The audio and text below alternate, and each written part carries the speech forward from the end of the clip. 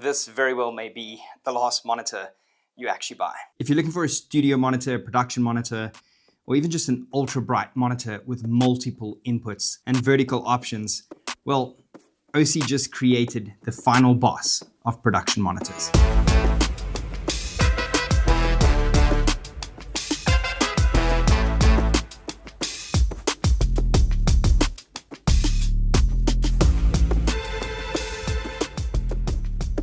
Welcome back to the channel. This is the OSEE Mega 22S4. Now, I have previously done a review on the Megamon, which is the 15-inch, which is only 1,000 its brightness. I will link that in the description if you're looking for something smaller, but it is nothing compared to this monstrosity that is loaded with features. 1,500 nits, and I'm going to show you everything you need to know. The physical side. Now, this monitor has a 21.5-inch display on it. It is 1920 by 1080. And that doesn't limit it if you are wondering why isn't it 4K. You don't really get 4K production monitors, and I think it's something that's not really going to be used for a very, very long time. It would be nice to have, but the price would probably skyrocket through the roof.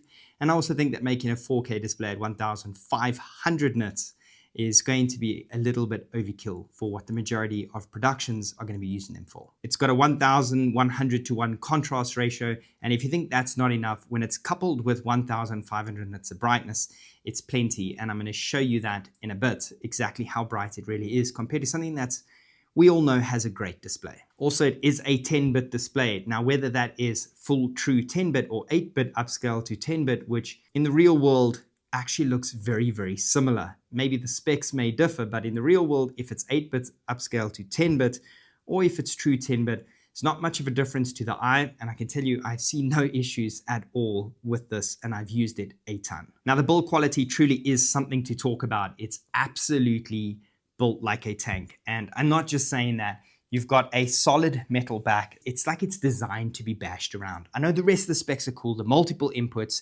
1,500 nits, but there's nothing more impressive than how solid this thing is when you carry it around. That build quality alone makes this a filmmaker's dream when it comes to owning gear for long periods of time.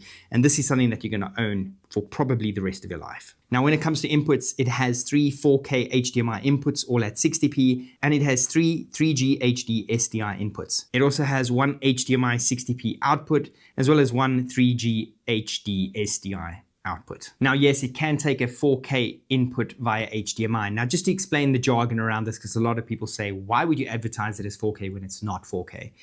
Just to make things a little clear over here, a 4K input means the monitor can take a 4K feed out of your camera and make do with it without it giving you an error. The problem is with a lot of cameras, maybe not so much today, but in the past, and a lot of cameras still today, when you are recording 4K on set, the HDMI feed, unlike Lumix specifically, allows you to customize that HDMI feed out to whatever you want. So I can record 4K and send an HD feed out. Some cameras, when you set it to record 4K, unfortunately your HDMI feed out is 4K. So if you did own a monitor that doesn't know what to do with that 4K feed, you kind of have to now film in HD to send out an HD feed so you could see it on a production monitor, just to get that clear. It also has a USB-A port in the front for LUT uploads and firmware upgrades, and a USB-C port on the back for color calibration using the x-rite i1. Then you have a 3.5mm jack on the front if you want to listen to audio. Now, talking about audio, have you heard of Soundstripe? You haven't? Well, let me tell you real quick. Soundstripe makes licensing music for brands, agencies, and even small creators like you and I extremely easy. It's kind of the one payment, unlimited music to pretty much use as you please, whether you're using it on socials, YouTube, Instagram, TV, Soundstripe has you covered. Other than it being super easy, it's loaded with AI song search, AI song editing. It's truly a filmmaker's dream and an agency's dream that deals with a lot of productions and audio that needs to be used in commercials. It makes it unbelievably easy, and the selection that you have and the quality of music and the stems, I'm not even going to get into it. That's enough. Head over to www.soundstripe.com/rich. I will leave a link in the description so you can head over after this video, and I will remind you at the end. Now, when it comes to button control, and I'll show you that in the menu, but you do have one multi-source kind of button. You have 4 function buttons, a power button, as well as a joystick. And the joystick can be turned multiple ways. It can be pushed in, pushed left, right, up, down. You can turn it left, turn it right. So that's a 3-way or 4-way joystick. Anyway, extras.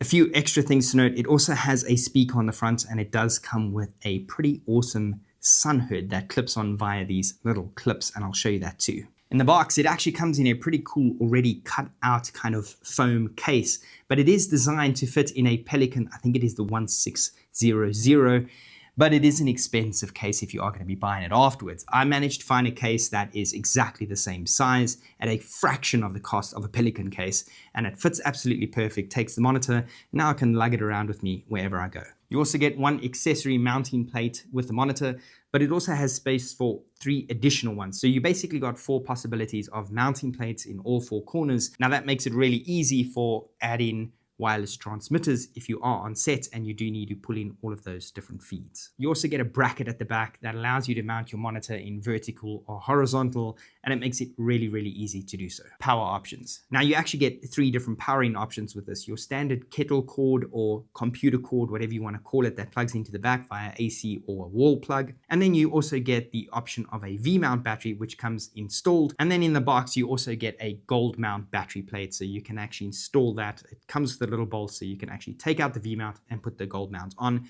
depending on if you are a gold mount or V-mount user. Attaching a V-mount is pretty easy. You do get a little D-tap to XLR 4 pin in the case, which allows your V-mount to power the unit.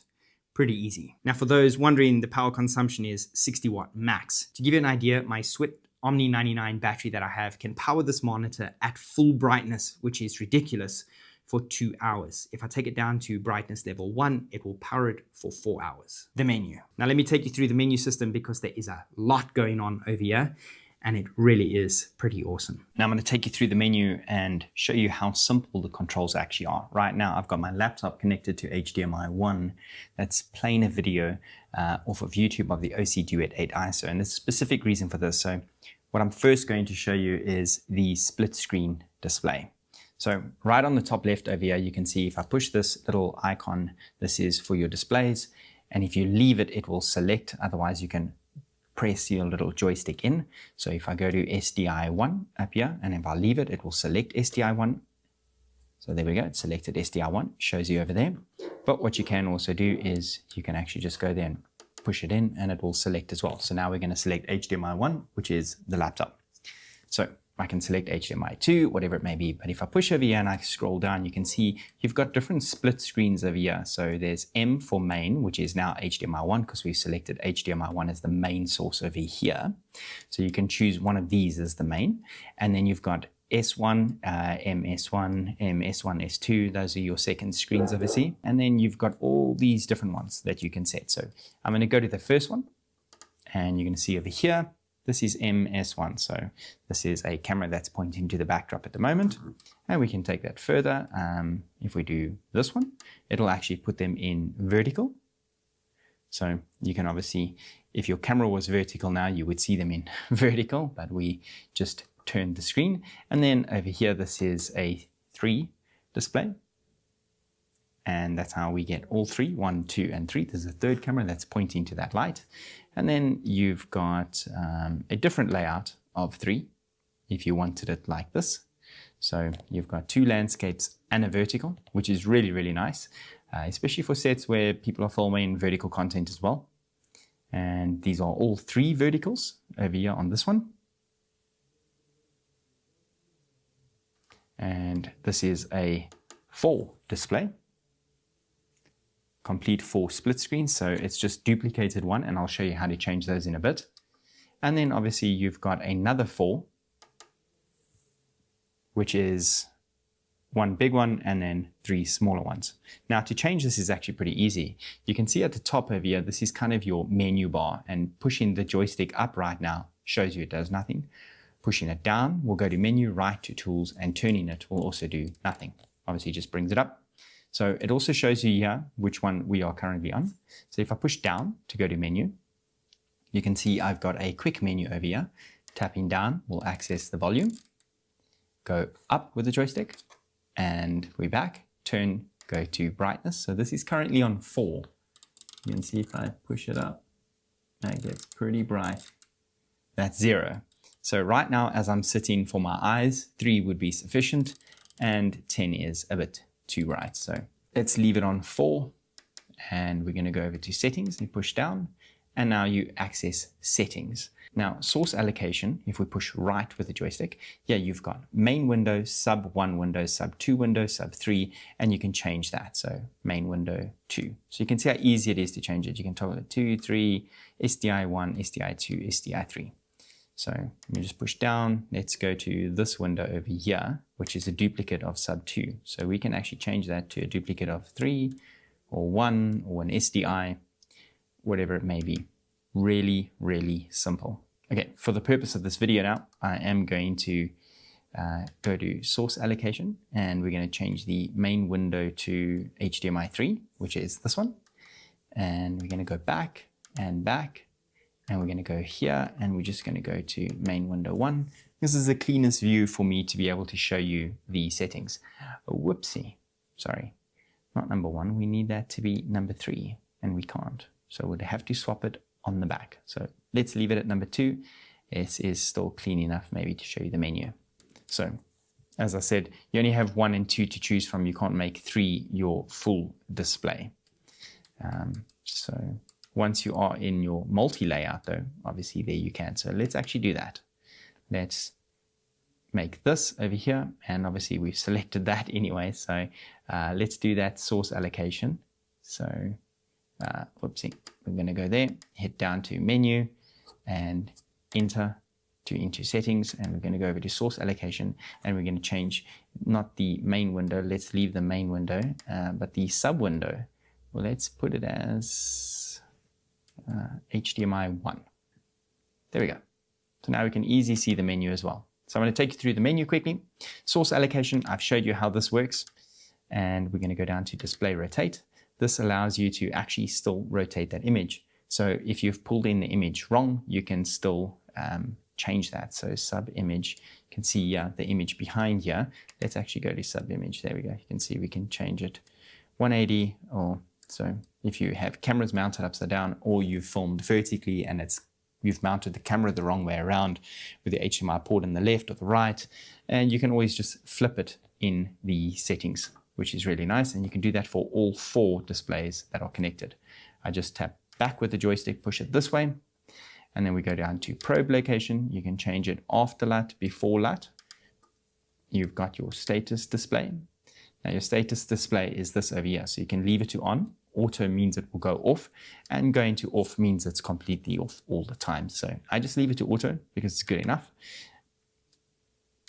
Range the dynamic, and this is pretty cool, is you can actually change this for HDMI 1, 2, 3, 4, 1, 2, 3 and SDI 1, 2, 3, and you can change the data range down to SDR soft clip, no clip, HDR, and then not just that, but your input matrix as well, so for all your channels too. So if we go to HDMI 1, you can see we can scroll through to all 6 inputs, let's call them that, HDMI 1, 2, 3, SDI 1, 2, 3, and then you can change that to Rec 601, Rec 709, Rec 2020, or auto. SDI signal format, so yeah, you can change your SDI signal format to 422, 444, all the way through, or you can obviously just leave it on auto. Oopsie daisy, let's go back to camera color. So this is also pretty cool. So if I go to HDMI 1 over here, let's go to HDMI 1, and we'll say log. So you can actually load LUT. So you can add a separate LUT per input of camera. So right now we're applying it to this one. So you can see, even though it's a video that's playing, so you've got standard, you've got a, where we log and a user LUT. And then obviously you can go and you can choose that user LUT, which you would obviously upload via your USB. So let's just go back to standard, because that's going to give us the best. Color temp, so you can change the color temp here of the monitor. You can actually see that the colors are changing. So D65 is how it comes standard, and you can obviously change it to user as well. So you'll see that 6500 Kelvin is pretty much the standard, but you are able to change that too, and then you can really dial it in with your RGB gains. And this is where you would load your user LUT.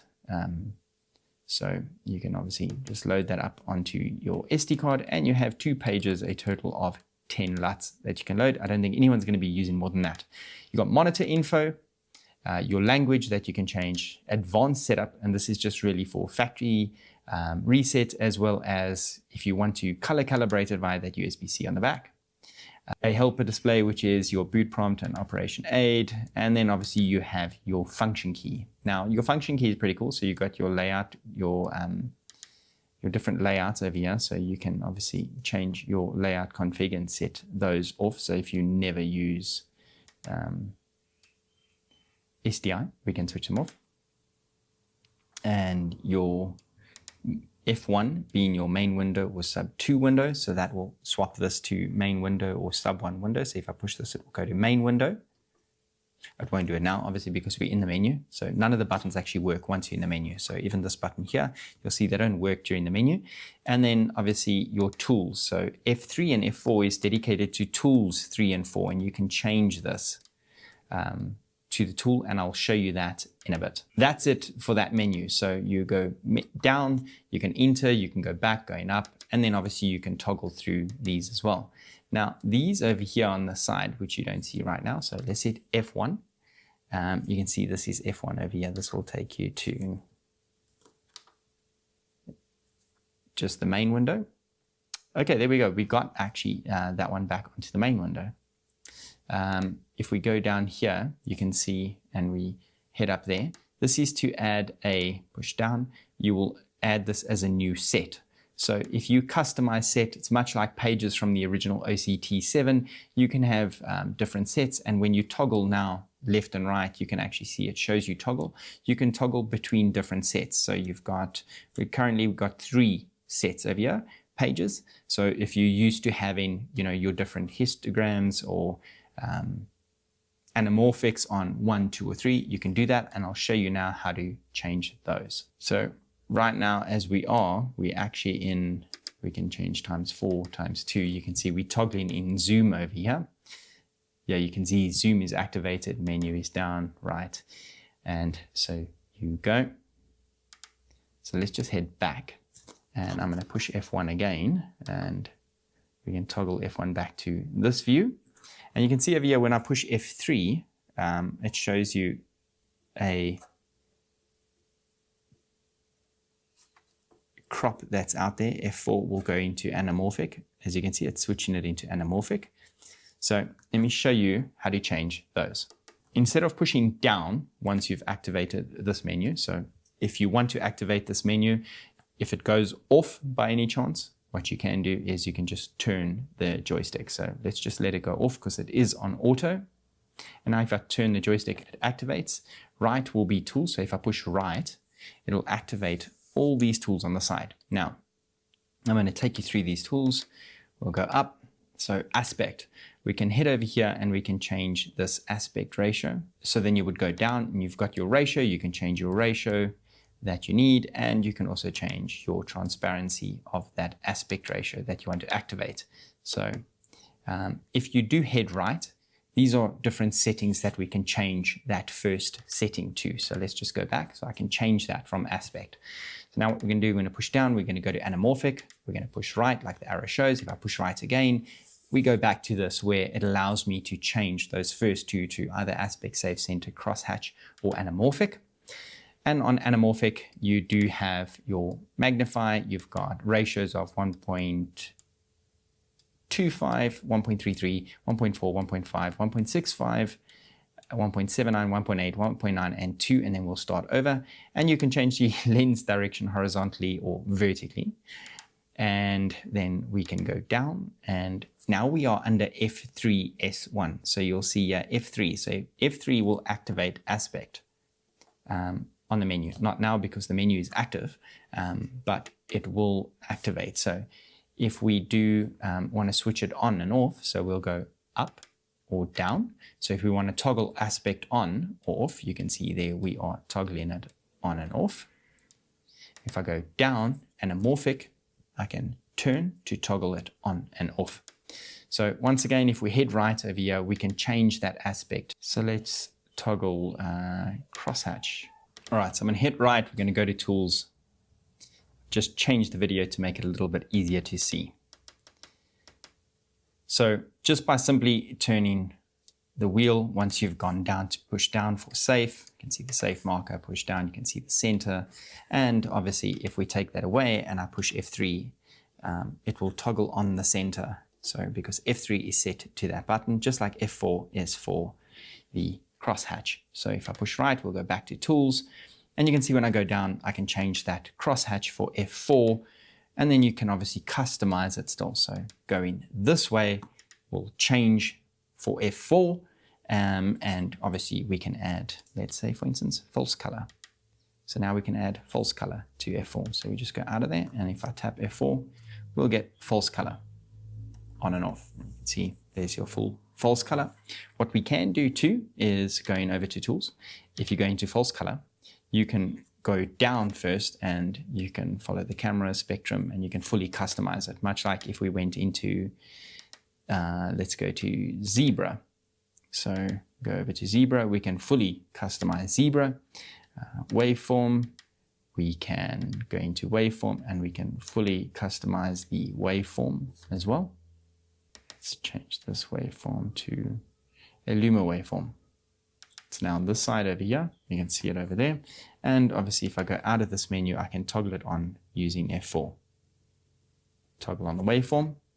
Moving back into tools, we can go ahead, go down and add a new tool so we can save it to a page. Maybe we want to add vector. So we can go into vector and there we have vector added there too now as a set. So you can see here it's in one of the tools in the set. And then we can obviously go down and we can change and customize vector. Let's add another tool. We can toggle vector on and off as you can see. So we're going to go down, we're going to add a new tool and then you've got histogram. You can obviously customize your histogram. And let's change that to focus assist. So if you do want to do focus assist, you can customize it from red, green, blue, white, and you can set the sensitivity as well. So I'm going to set the sensitivity, let's leave it on red 5, and I'm going to toggle it on and off. And you can see now, if you look at the image, you can see we've got focus assist on, which is great for those that don't obviously have focus assist in their cameras, which I'm sure most cameras do, but if you want it on here as well, now you do. So let's head over to peaking, and you've got peaking here as well. So let's go back and toggle peaking on. You can see what it does.